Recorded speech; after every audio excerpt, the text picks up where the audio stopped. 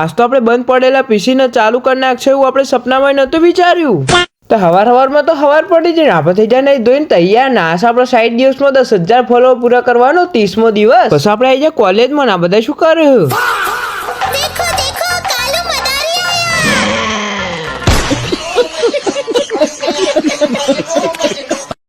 આ છે અમારા વિનયભાઈ, બાજુ રે અમારા મિતભાઈ અને પાછળ ઉભા અમારા વિજયભાઈ. ઓહો મિતભાઈએ તો હાથમાં પોપટ પાડ્યો લ્યો.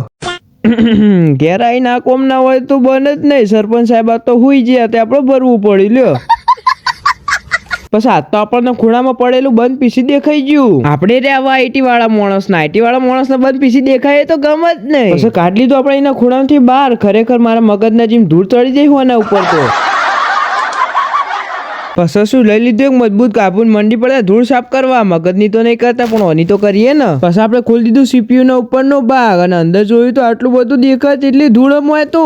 હવે આટલા બધા વાયરોમાં હું ચોકણ ઓદેક ચોકમ પ્રોબ્લેમ હારું હું આઈટી તો લઈ લીધું પણ ખબર તો પડતી નહીં. પણ હેડો કોક કરી નાસ્તો ચાલુ તો કરવાનું જ છે.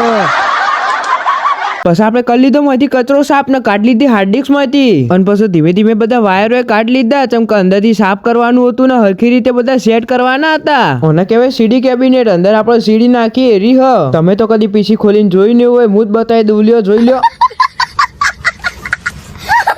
પછી આપણાથી કોઈ વળી ના એટલે આવી જાય આપણે મહાદેવજીના મંદિરે. મહાદેવજી કોઈક રસ્તો કાઢે ગ. આ બે જણા હું બોર્ડની એક્ઝામ વાળા. બેસ્ટ નો પગ સોરી બેસ્ટ ઓફ લક.